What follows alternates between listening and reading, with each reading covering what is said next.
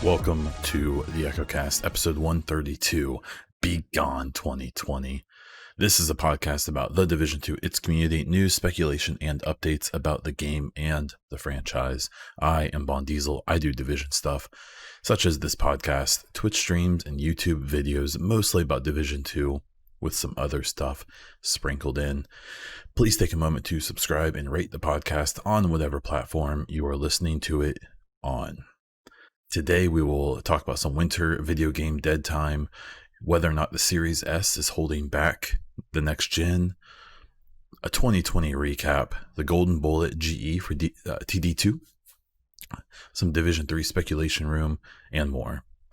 I would like to thank this month's Patreon supporters, Hassan, Christian, Darren, Tim, PK, Dale, and Ron. There are no more ads on this podcast, so if you want to support, I would very much appreciate it. You can check that out on patreon.com/bondiesel. If there's any benefits or rewards you would like to have from being a potential Patreon, please let me know. I'm open to almost anything, you weirdos. Okay, so there was no state of the game this week. Obviously, Massive is on a 3-week break, which is well-deserved considering that they've managed to continue getting stuff out over this crazy year. So no thoughts on that, but we will talk some Division 2 momentarily. First, this is kind of a slow time in the games industry in general. We have no state of the games from The Division or from Massive, and just in general, you're noticing there's just not much to talk about. So bear with me on this podcast. A lot of the developers take breaks for Christmas and New Year's and just give people breaks for the winter in general, even though those poor Cyberpunk devs are probably working 16 hours a day right now. The main topic is talking about whether or not the Series S will hold back the Series X and PS5 and next-gen games in general. The reason I brought this up is because I've seen multiple discussions about this recently. And I figure I'd give my input, or at least how I look at it. So I don't think the Series S is going to hold anything back, and there's a couple reasons. The main reason is the hardware itself has multiple next-gen capabilities that basically it can do everything the Series X or the PS5 can do besides 4K, or even 1440, to be totally honest. Or 2K is the simpler way to say that. So the Series S Xbox still has the NVMe SSD. It still has ray tracing hardware. It still has, it has the same CPU as the Series X. It is downclocked 200 megahertz, I believe. It does have less RAM, and the GPU is less powerful. But the GPU and the RAM are as powerful as they need to be to run, I would guess, most games moving forward at 1080p, or maybe a variable resolution that would maybe drop a hair below 1080p. So from a development standpoint, as I'm aware, even though I've seen some developers kind of say that this is going to hold them back, some of the thoughts are that they have to spend extra time making sure there's textures for lower resolution and things like that moving forward, even 3, 4, 5 years from now. And yeah, of course they do. But my whole argument is I don't believe the Series S is any less capable than what the bare minimum spec for games is going to be 3, 4, 5 years from now. You have to consider that there's still people using 700, 800, 900 series GPUs, NVIDIA, and those are woefully out of date. I had a 960 Ti maybe before my 1070. Which I currently have, and is now multiple years out of relevant, but it still works really well.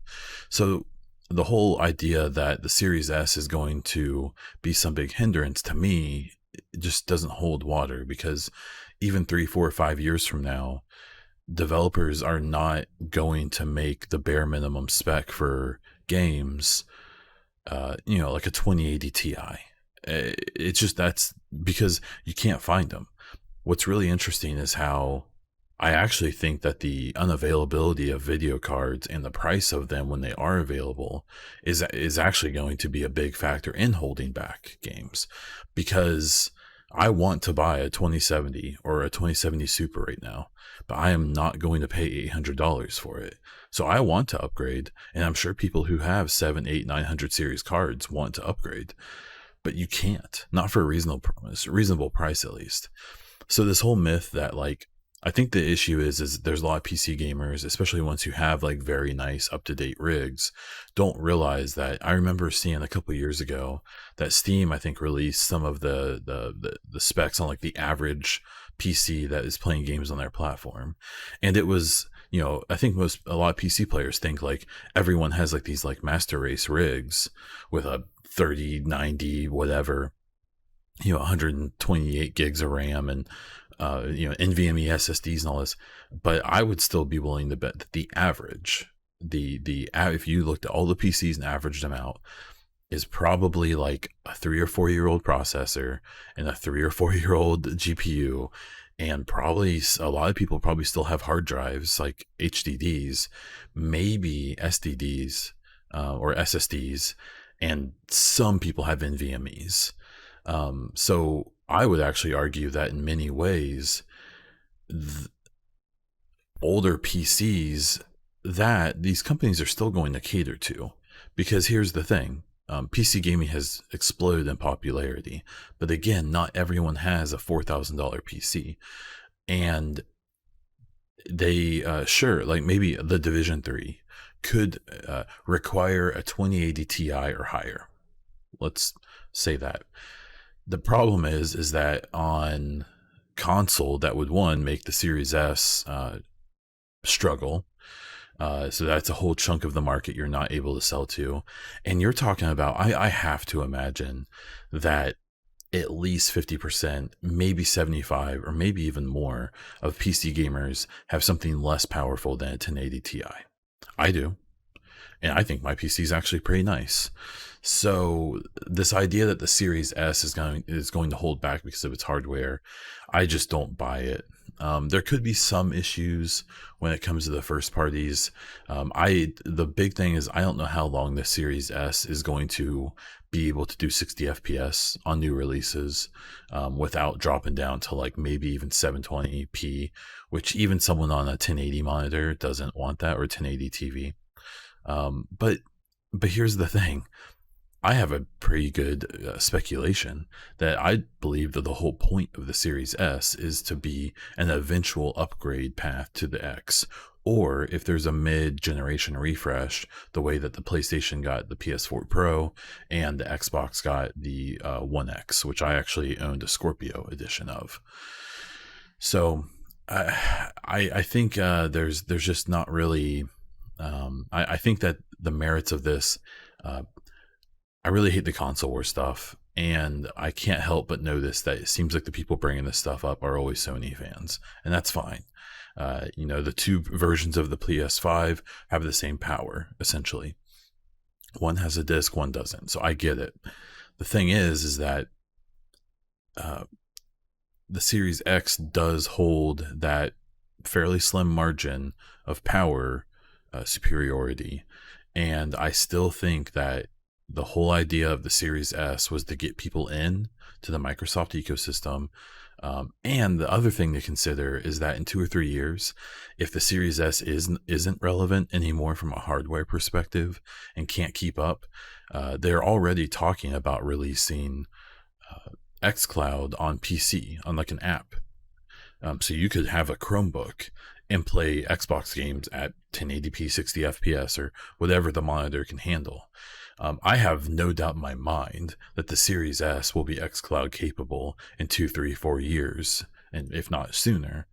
and they can say, hey, the hardware can't quite handle these games anymore.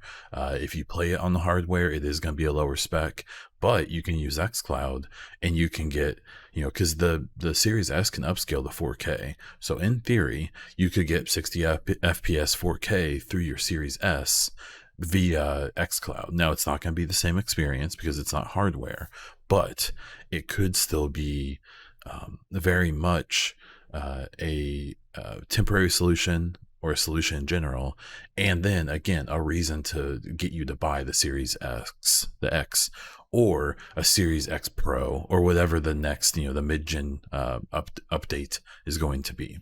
So I think the Series S is a great deal. I've seen a lot of people I trust singing its praises. I got the Series X because that's just what I wanted, but I don't think it's going to hold it back at all. And I'm excited to see what devs are going to do with next gen in general.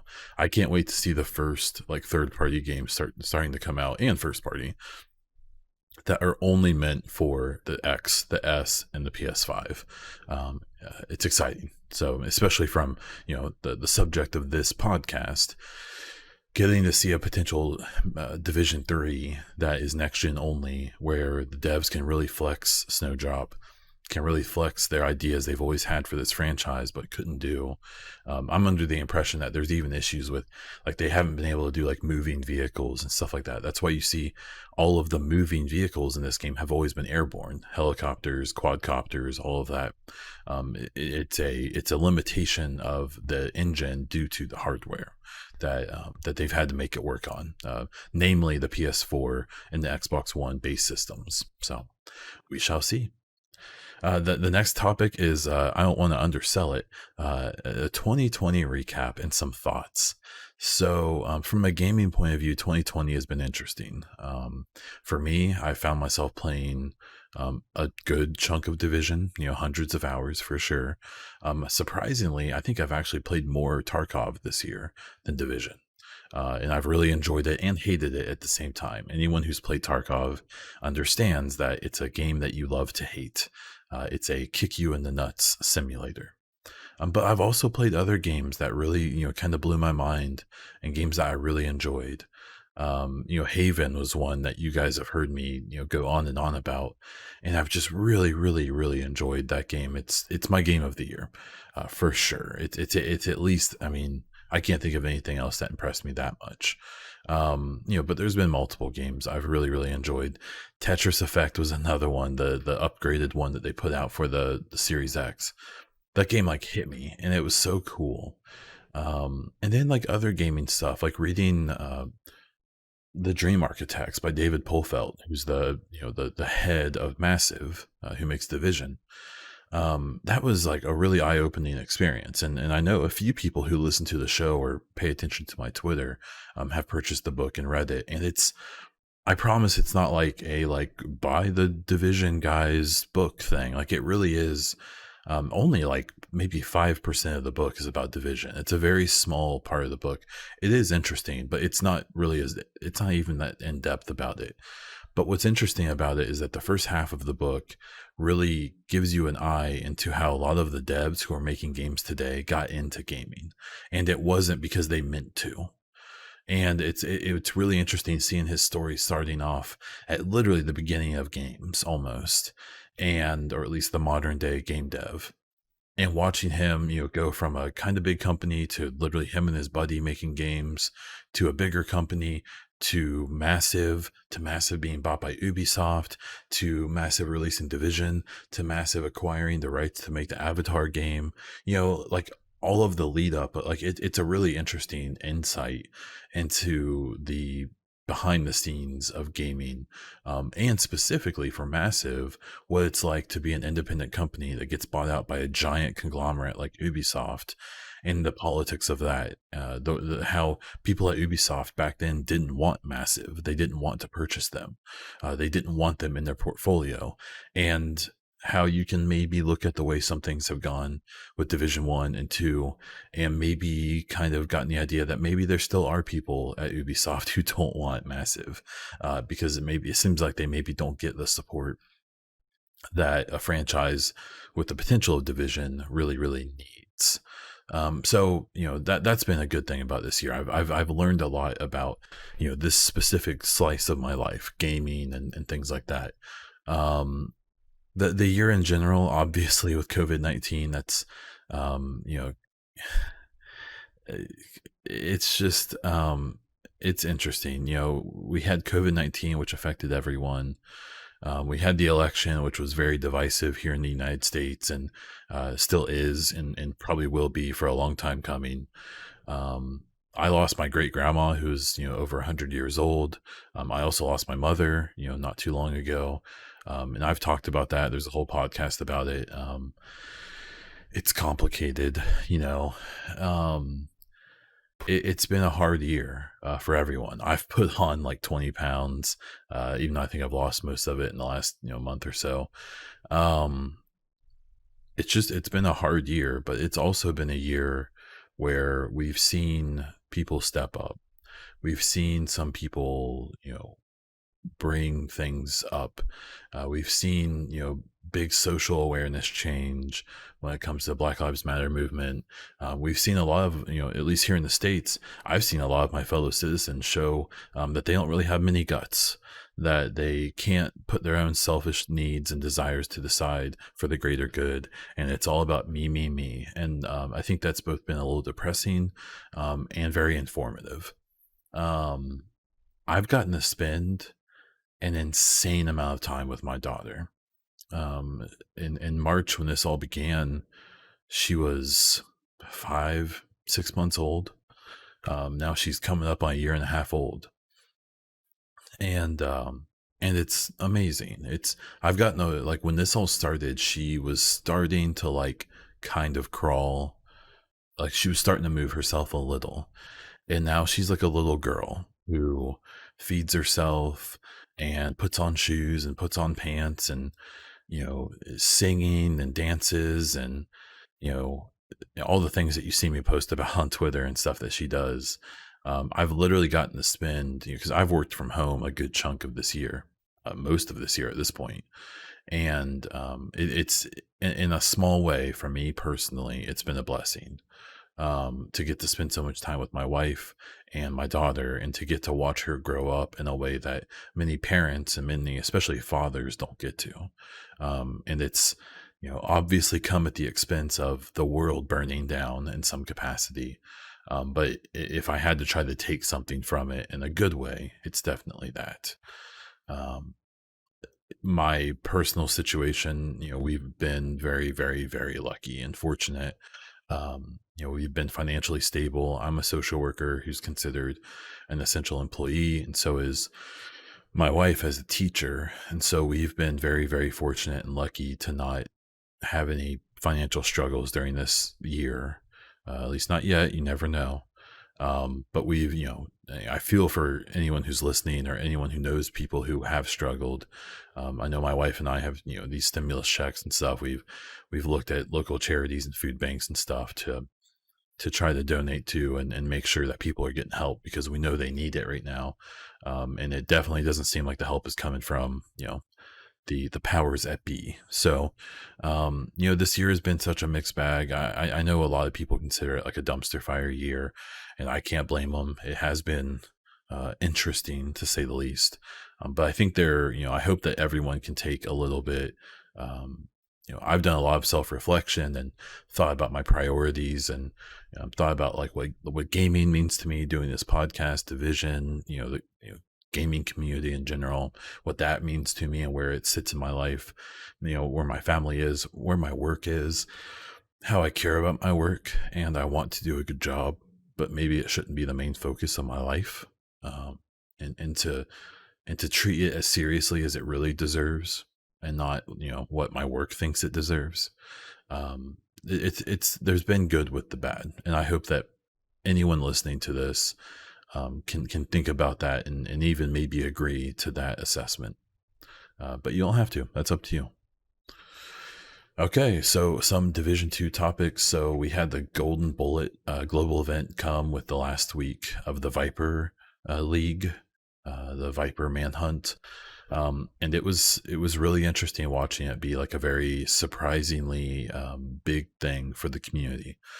Um, it was a lot of fun. If you didn't get to play it, you really did miss out. And if they ever do run these global events again in the future, I highly, highly suggest checking out the Golden Bullet GE.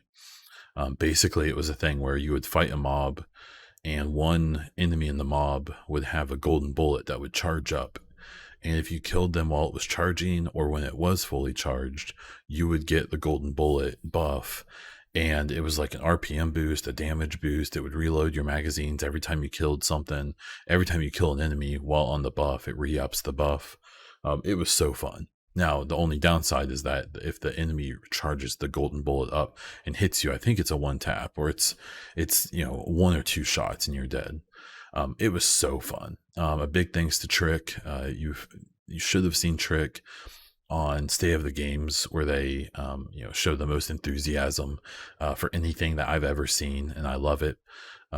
There have been some people going a little too far, I think, with the enjoyment of it, saying that, oh, well, we should have this all the time and things like that. The problem is that highly trivializes content. I understand that this game isn't that hard, especially at like the challenging level. Legendary, heroic, I get it, those are tougher. But I sometimes, there's people who I think are in the community who, not everyone has to be hardcore, not everyone has to be a sweaty or try hard at this game, but like, we shouldn't, there's a few people in the game who seem like they just don't really enjoy playing the game, or at least don't like being challenged in any way. So, maybe calm it down with the wanting golden bullet constantly thing. But it was a really, really fun global event, and I really hope that the rest of the revamped events are as fun as this one is.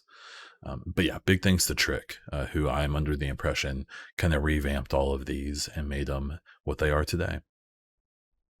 I have been doing a Division 2 in Hindsight Twitter series where I pick various topics and do a big long tweet, a multi-layer tweet, talking about the particular subject, what we thought it was going to be, what it ended up being, in my opinion, and how maybe it could have been better or different. I've done the 3 episodes individually of the Year 1 DLC, and I've done talked about the raids together as well. So I'll be doing more as it comes, as we go along.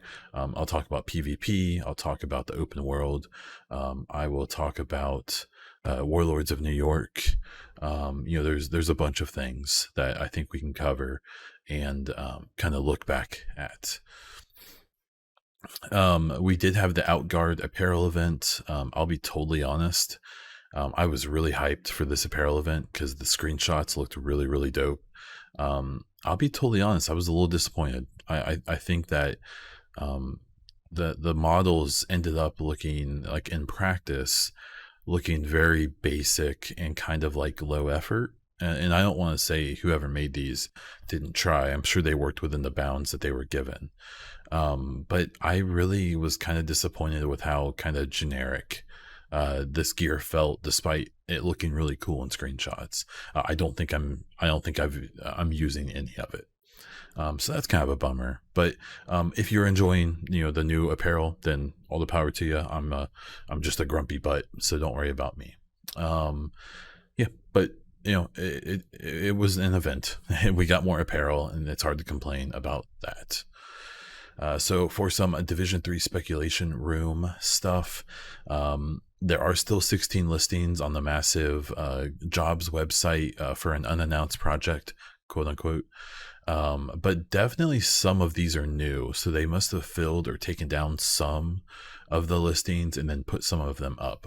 The reason I think I can tell is because the format of the job listings, there's one specifically for a voice designer, that the format of it is different than the old listings. And there's 4 or 5 new listings, I think, with the same format. So I assume that they filled positions or took some down and have put new ones up with this new format. There are still multiple references in there in some of the old listings about this, an action adventure game with many different types or archetypes of friendly and enemy AI, and if you read through a lot of these job descriptions for the unannounced project, I'm speculating obviously very heavily, but it definitely seems related to some type of division activity, some type of division game. So it seems like the most obvious explanation is Division 3, but who knows? Um, Specifically on that, there are no leaks or really honestly any even suggestions that Division 3 is coming. So we need to be very clear about our expectations that until we know there's a Division 3, it's fun to speculate, but we shouldn't assume because for all we know, there isn't. I will say there's been a lot of devs that have been very, very quiet for the last 6 months or even a year or even more in general on their social media who have popped back up and especially been interacting with a lot of stuff on just division related people who hadn't interacted with it in quite a while. You do have to also think back to when I posted that first job listing that appeared to have something to do with a Division 3 and has since been taken down or edited. Multiple, and I'm saying more than a handful of massive employees, Hamish famously replied with something kind of vaguely suggestive, but a bunch of people liked it who were from Massive and things like that, people who don't normally pay attention to me or my stuff. So again, it's all speculation, but I would be I'm willing to put at least a little bit on the line to say I think it's something that could be interesting. I am still expecting some kind of announcement in late February or early March when season 4 ends. Theoretically, we will hear about. I suspect we'll at least get a nod that yes, Division 3 is in development, and that's probably it. I think if people remember back when they announced Division 2, it was there was no concept art, there was nothing. It was literally just yes, we are working on Division 2 and we were planning for it to be out in early 2019, and that's all we got in 2018. Now, as the year went on, we did get those intelligence briefings or whatever they were called, development diaries or something like that, where they did start to tell us about the skills, the art, the new enemy factions, and DC in general. So I would expect that would happen as well. We could always hear about more DLC for Division 2. I doubt that still for reasons, but a lot of people seem to think that there's going to be a year 3 of Division. I do not, at least not the way that we've had a year 2. But I do expect them, and I think they have to tell us, how TD2 is going to be handled until a theoretical Division 3.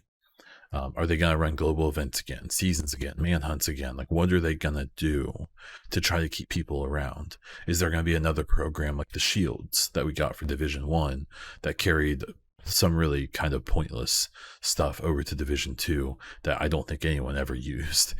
Yeah, I think there may be some keys or something, but they have to give us something though in February and March.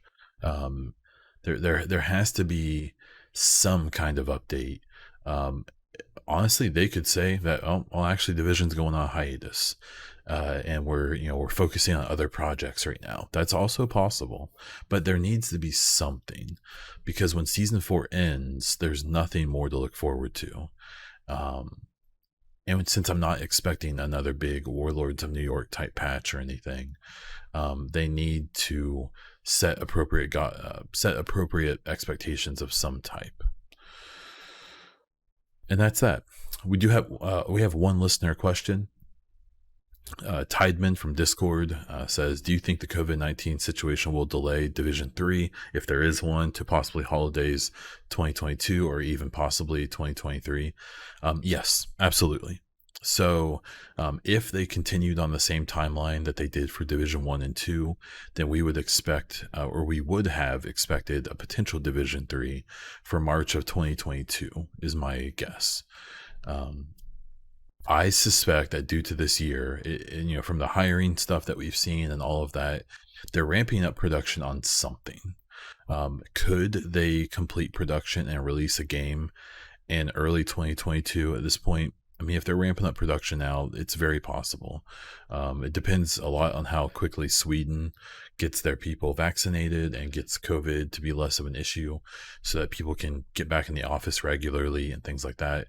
If you don't know, Sweden's going through, they tried to essentially do a group, they essentially seem to have kind of ignored the virus, hoping that most people would get over it, and then be immune.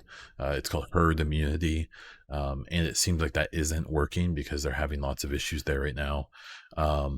But at the end of the day, however they figure it out, the sooner that COVID gets handled and things get back to normal there, the sooner, timelines get back on schedule and stuff. I would find it really hard to believe that we would get a Division 3 potentially in early 2022 at this point. It wouldn't surprise me at all if they released it in late 2022, which would do a couple things. One, I think a Division 3 will be set in winter again. So they could release it in November of 2022. If you remember, Division 1 was supposed to release in November of 2015. They could release it, right when the winter's beginning or about to happen. So thematically, it makes sense. I think there's a chance that the Netflix Division movie will come out in 2022. So that would potentially give them time to tie those together and release them at the same time or close to each other, do some cross marketing. My guess, if there's a Division 3, it's coming probably holiday 2022 is my guess. I don't want that. That's 2 years from now. But it seems realistic. That would also give them a chance. 2021 probably won't have an E3. It probably won't have gaming conferences and stuff. So, the traditional way of advertising won't be there again, because let's be honest, this year, all of the gaming conferences kind of sucked. The Xbox, the PlayStation, the E3, everything, all of the individual studios and publishers that did their own, they were fine. And there were definitely some highlight moments, but it sucked. I know E3 is controversial and a lot of people think it's dead, but there's still something about it where I think it was just better. It's all together. It's all at once. It's all very scheduled and figured out. Jeff Keighley, has done his best job to try to take the limelight there and has done okay, but he seems to have some pretty obvious biases that, make him kind of hard to take too seriously as being that neutral arbiter of information. So, if they did it in late 2022, that would also give them, I'm assuming, hopefully, that summer of 2022 will be more like a normal summer. Because even 2021, I don't think is going to be back to normal, quote unquote. So they could go through a more normal advertisement cycle if they wait till late 2022, more than likely. So, but we'll have to wait and see. It's a good question, though. If you have your own questions, you can feel free to ask them in my Discord, on my Twitter, in my on the YouTube video comments. If you listen there, you can email me. It's on my Twitter at Bondiesel. You can find my email on there. You can do whatever you want. Just let me know. Either you can ask questions or give me topics to discuss, and I will happily do it. As for content updates, before we wrap this thing up, I am planning a possible New Year's stream. This will only help you if you listen to it today, because today is New Year's Eve. So keep that in mind. I might be on tonight if you listen to this podcast today. Once Day of the Game start up and there's actually stuff to talk about, especially as more of season 4 unveils itself, the podcast will be a bit more consistent. Until then, they're going to be kind of week to week. I don't think I'll probably do one next week because I'm not expecting a State of the Game yet. But maybe the second or third week of January, we'll have some more info to talk about. And that's where I'm going to start to wrap things up. I am Bondiesel on Twitch and on YouTube, where I stream a few times a week. You can check out my Twitter at Bondiesel or at the EchoCast. If you want some cool EchoCast or Bondiesel merch, please check out streamlabs.com/Bondiesel. And that's all I have. So until next time.